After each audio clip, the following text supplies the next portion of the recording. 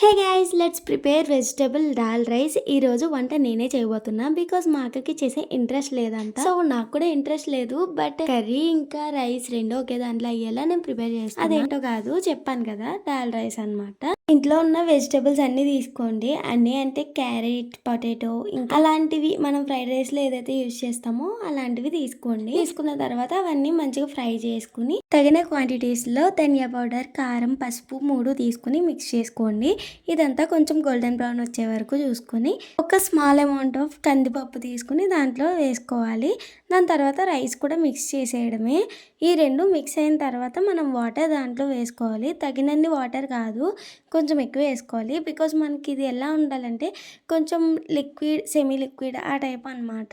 Then cooker cap పెట్టేసి మనం 3 whistles 4 whistles వరకు వెయిట్ చేయడమే. అప్పుడు ఇలా తయారవుతుంది. చాలా బాగుంటుంది, ఒక్కసారి ట్రై చేయండి. దీంట్లోకి ఆమ్లెట్ పెట్టుకుని తింటే ఇంకా బాగుంటుంది. ఈ రోజుకి ఇంత, బాయ్.